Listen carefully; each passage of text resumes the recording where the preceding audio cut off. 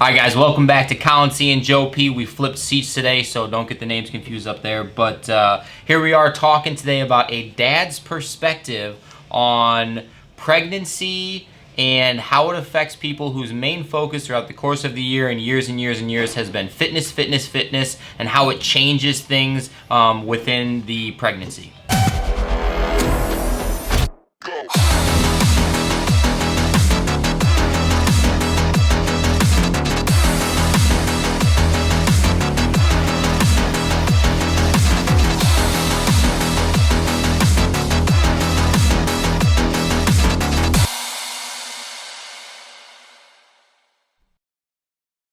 Alright guys, so we have a little disclaimer to start this video with. Number one is, I am not a doctor. He is not in... Not a medical doctor. Not a medical, is it OBGYN doctor? Yeah, I'm not one of those. Not one of those either. So, and I teach air squats for a living. So, you should probably listen to your doctor at all costs, no matter what. We are not doctors, so don't think we are. These are the perspectives we have as new dads and as a person right now who this second has 6 pregnant people in his gym.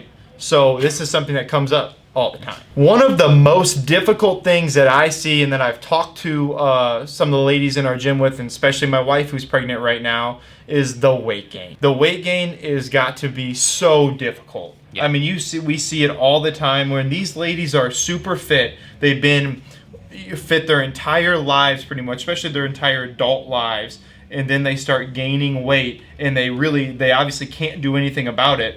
That's got to be mentally tough. Yeah, and the thing too is we are not saying starve yourself during pregnancy by any stretch of the imagination, you know, because you need to nourish this baby that's growing, right? But it gets a little bit in your head. Is kind of what we've seen is that, you know, they're gaining all this weight and they kind of feel bad for it. You know, it's a tough line there because you need that weight. You need some weight, of course, right? And so it does kind of play on your mental game a little bit there. Well, and it amazes me what they can do because you're literally feeding 2 people now, right. And some people are nauseous. Some people don't even know. I know Jesse's had a completely different pregnancy than the last time, and she really struggles to even eat. So she's kind of forcing food down for 3 months, but you know, obviously still gaining weight. So it's like they've looked this way, a certain way their entire lives, and they've worked their whole life to get there. And now, I mean, just put yourself in that position. Yeah. You're going to get fatter every day for 9 months, and then you can't do much about it for a year after. And that's what you got going on for how hard you work at the way you look. Yeah, I think, and this is going to be an unpopular opinion here, but I think as a dad, if I was pregnant, which I won't ever be, of course, I think I'd be okay with that, knowing that I'm nourishing and growing this baby, and then eventually I'm going to get back to it. Now, that's just thinking, of course, in the long run. In the short term, like, holy shit, I'm the fattest person on the planet. Don't fucking put any mirrors up in the house. Take all the mirrors down. Like, I think it'd be really tough, but I think it'd be doable. I don't know. It's just a guy perspective, I guess. Yeah, I don't even know. It's just something that we've both noticed and I think would be tough. Yeah. Another topic that we've definitely noticed in the gym is people that are highly competitive or typically lift, you know, whatever weight it is for X amount of repetitions or whatever for a single strength, dialing that back because they're under, you know, talking from the doctor like, hey, you can only lift 20 pounds for this pregnancy or whatever their restrictions are.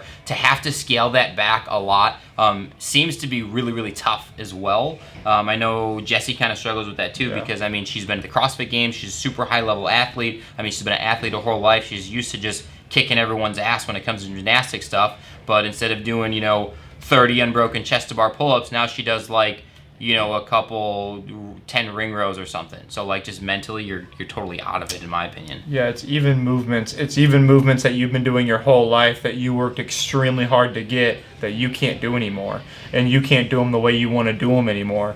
And I think that's probably the most difficult part that I've seen, that I've talked to the ladies in our gym about. It's almost like an injury. Like if you injure your shoulder as a dad, you know, or whatever, it's like, well, now I can't do pull-ups and I can't do single-arm dumbbell press for a little bit. I have to scale it completely the opposite way to lower body stuff, and like that's just mentally taxing. That sucks. You know, that sucks to have to do that. It does.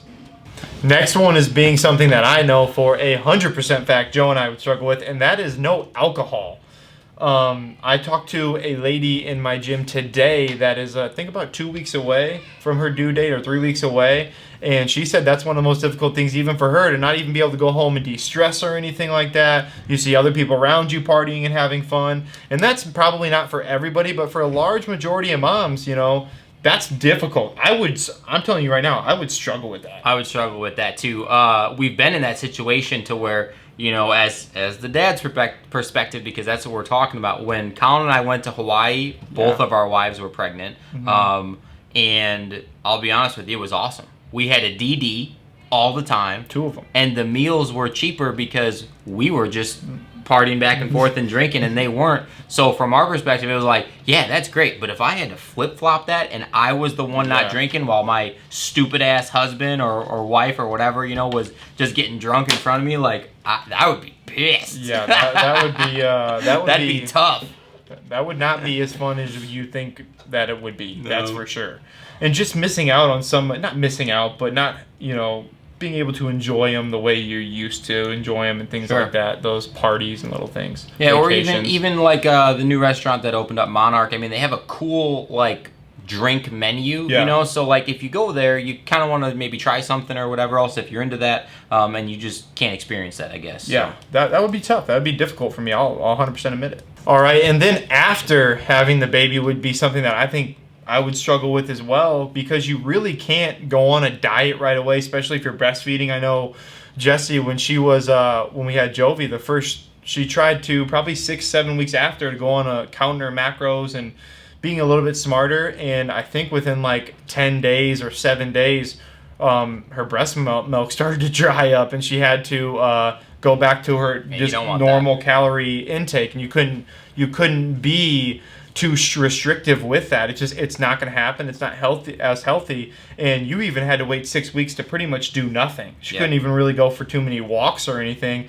And when you're that active and you're 6 weeks just sitting there, I'm like, holy shit! Like, I would struggle with that completely, because I'm a dude that goes all the time, and I would really suck at that. That would be tough, yeah. I mean, so what did you do? Just work out twice as much so that, you know, you hopefully help her through osmosis? Yeah, I definitely did whatever I wanted to do, for sure. Because, you know, I'm not a girl, so. Yeah. All right, guys, so to start getting to the end of this video, something that I do want to mention that I think would be the most difficult part is when you're done and you're back from the hospital and you're kind of getting back into some normal life, is that I would notice it to be so difficult just from a dad's perspective and watching Jessie and how much stuff she's had to do, is that, I mean, as a lady, you're still almost probably in your mind are expected from a guy to do the laundry, to do the dishes, to, I mean, if you make a bunch of money, still make money or go to work, and then you've got to wake up 5 times a night, then you've got to feed the kid, and you know, once to put it to bed, and then you've still got to live your normal life on top of that. That's a tough spiral. Holy shit, I would really struggle with that, I'm not gonna lie. And to see,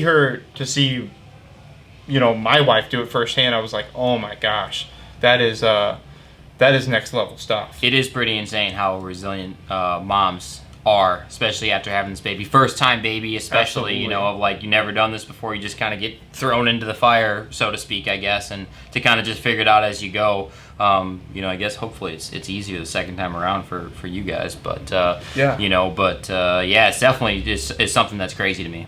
Yeah, I think I'll finish it with this. I think that if we had to switch off and you had to have every other baby, like, you know, the girl had one, then the guy had to have one, then back to the girl, I think every family would have one child. I think, because to be selflessness enough to do what moms do is like, it blows my mind.